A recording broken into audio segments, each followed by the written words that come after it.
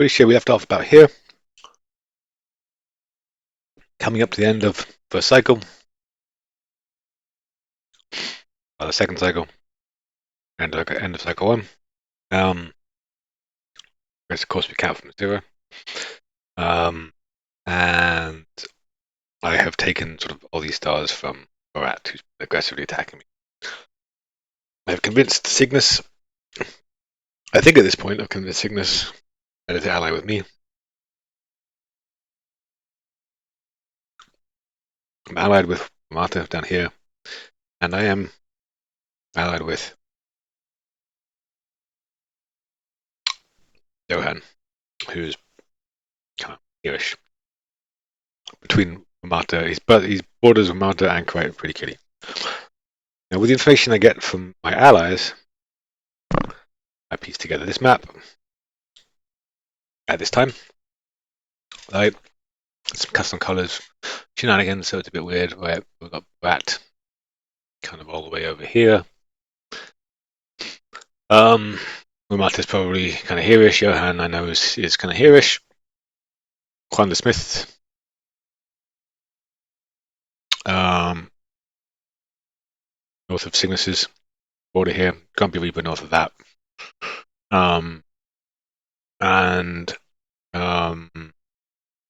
Yeah, that's kind of how it goes. There's also another player I missed from my MIA players. Because right now they are AFK when I made that, and they've become a player since. So, now I said nothing until it would happen. I decided, okay, we bowl into lunch on Bowdy. Now, this attack isn't necessarily the smartest move. It is blockable, not easily. Right, this is 4 ticks.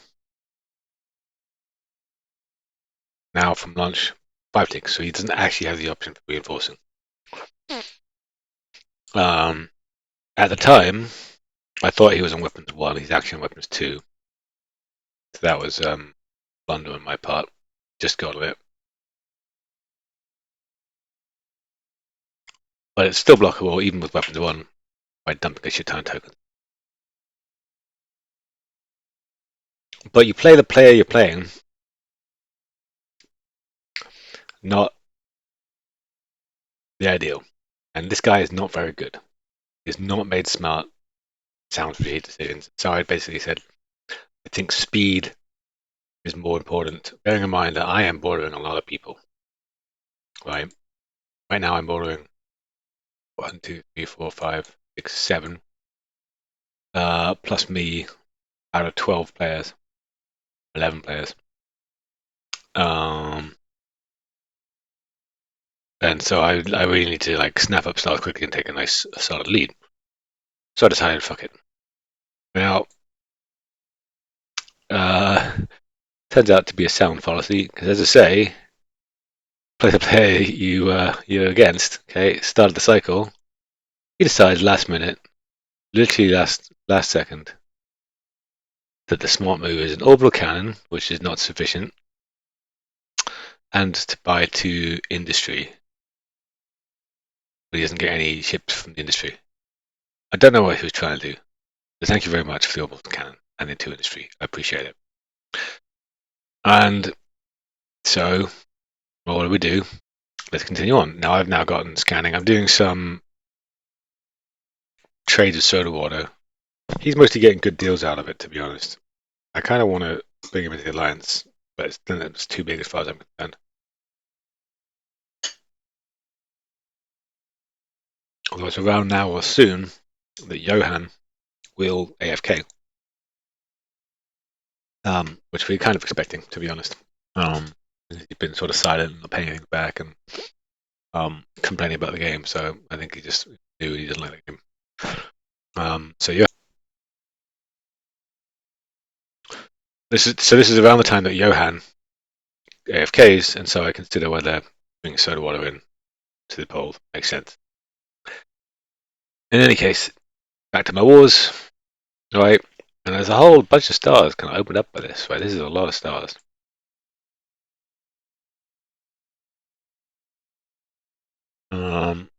And I decided, okay, let's just keep the momentum going.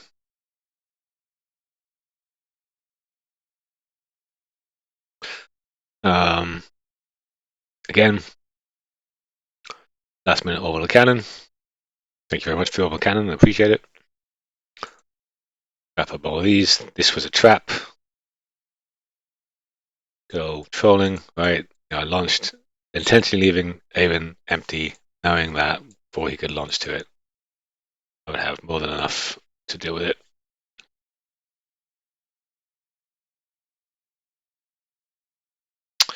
And pull through everything. Yeah.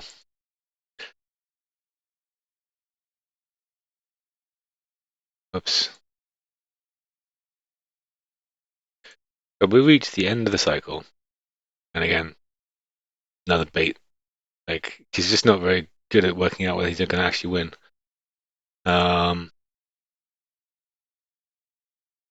To bring all those ships in, they're destroyed. Right. And ooh, now interesting. What I've opened up. A can of worms. Peculiar and Kaine. Now, if I look at the leaderboard, I'm now bordering all but two of the actual players in the game. Fine. I'm allied with three of them. Well, two of them. And I'm napped with a third, which are also the ones that I have the most border with and the most visibility of, which is good. Pretty Kitty is not hostile. That's the best I can say. So I don't go outside today is not hostile. Anchorite is fighting with Marta, and as you can see here, is my next target. And if I was these two,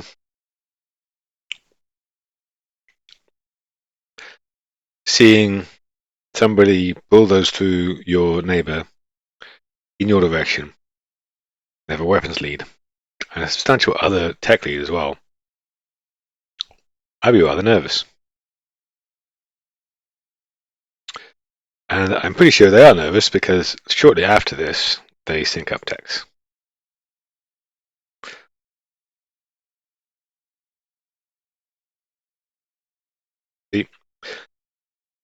So I did reach out to both of them and say, hey, look, stay out of it. I'm not coming for you.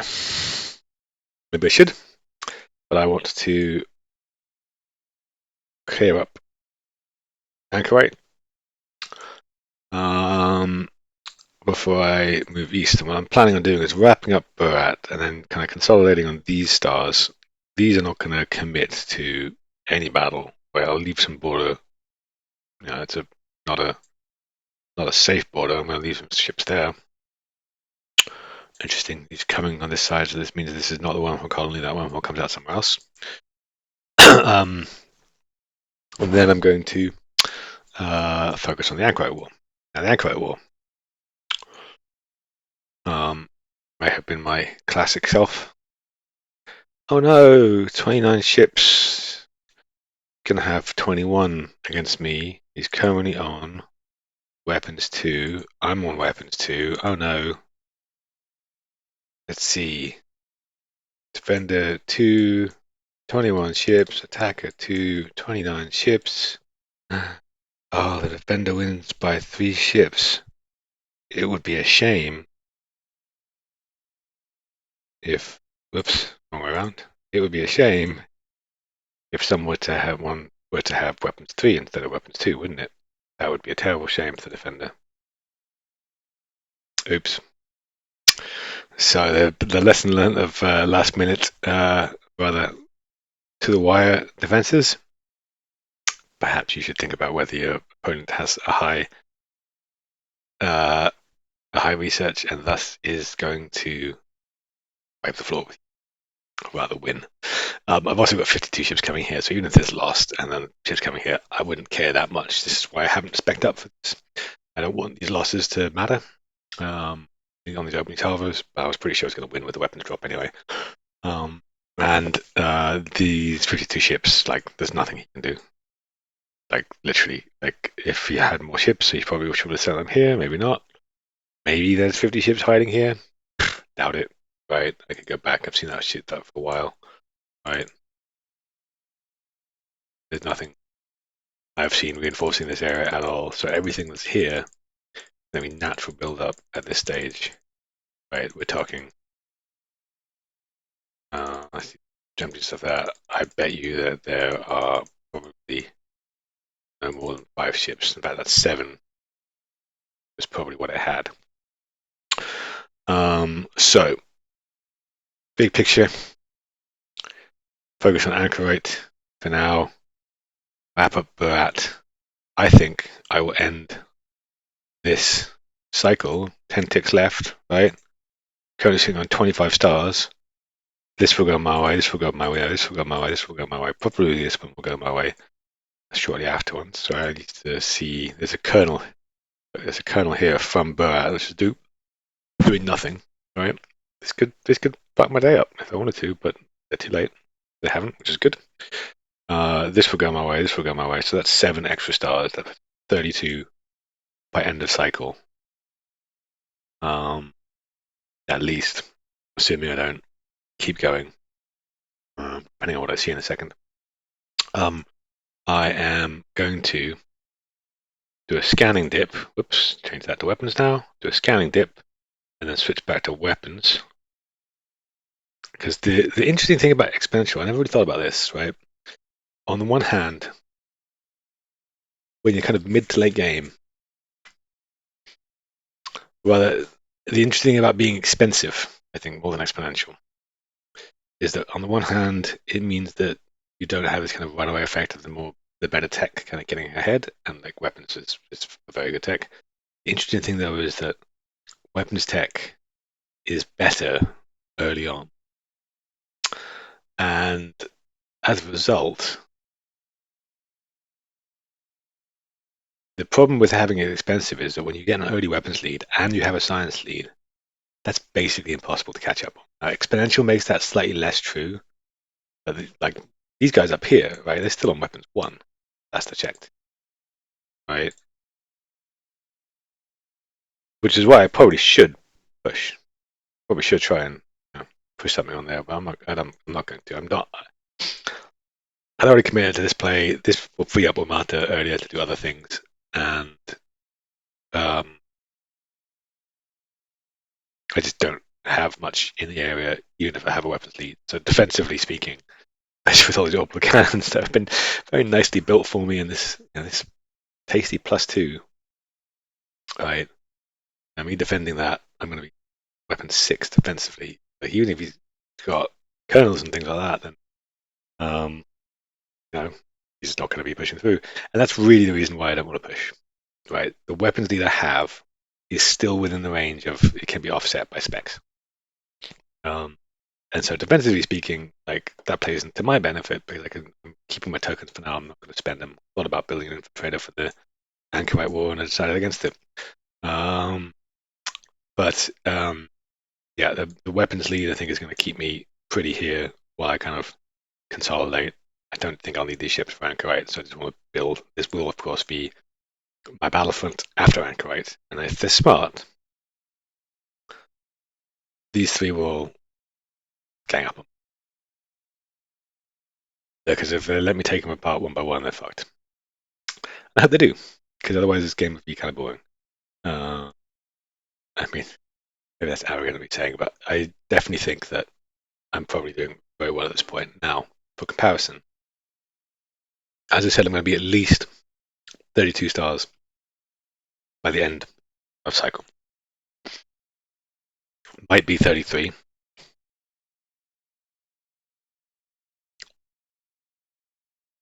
Depending on what I see.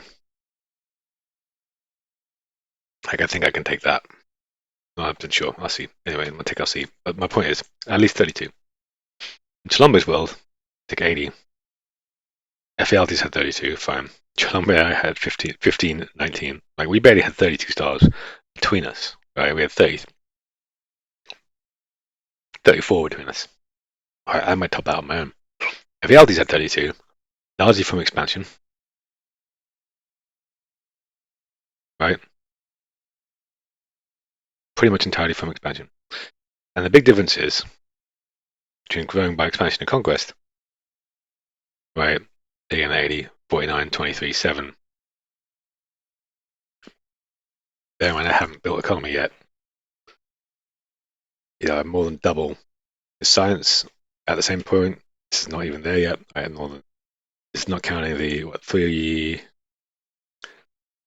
so are we at least 20 science, I think? No, 18. 18 science, an extra 4 things. So about double, if not more, FELT's equivalent. Yeah, there's the other science I might get. So it'd be about double that, and also, um, with lots of ships, right? This kind of stuff. And the thing is, part of this is because we started with 1,000 rather than 500 credits, but also those 1,000 credits is now doubled for me because all of the, not quite doubled, but like all the resource investment in here in this industry, like all this industry in science was built. That's built by scratch, right? All this kind of stuff here. Now, I haven't built industry or science in this region. So everything from 2 hours up here is free. So I'm feeling like I'm in a very good position, frankly. Like I'm not. Anchorite's already lost ships against Wamata. I believe he's also fighting Go Outside today. Wamata he's not seen a single spec yet. So I'm hoping there's a world build or something like tasty in the middle that I can steal as well. And it's gonna be a bloodbath, frankly. Gonna be up on weapons, up on ships, I suspect. If I compare to my allies who I can see, I'm actually doing. Obviously I can only see 9 of the stars, but still, like 10 of the stars. But even so, this is all told a pretty good situation to be in. So now, having said that, I am bored of everybody. Right? What could go wrong?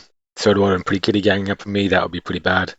Kind of want Cygnus to agree. I've left it in Cygnus's court to say whether we bring Soda Water in, because he's the only one who's going to really be hampered by growth by using Soda Water as an ally. I don't think it's true though, because he's got Wanda Smith and he's got Grumpy Reaper above that, so I think he's probably fine. So I might push for that. If we had Soda Water on board, I could just split 3 ways and send some stuff through the Pretty Kitty, some stuff here, some stuff to Anchorite. That might be a bit megalomaniacal of me, but I don't think I can do it. Especially because like Martha will be here and Cygnus will be here, and so will be there, so they're not fronts on my own. And once Anchorite is dead, I think I'll probably be sitting on 40 odd stars. Maybe even halfway to Ochi. Who knows? So we'll see. So yeah, feeling very good about stuff. And there's at least one more Baran star up here, maybe 2. That might go to me as well. So we'll see. Yeah, hopefully all these rolls go my way, and I'm sitting where I think I will at the end of the cycle.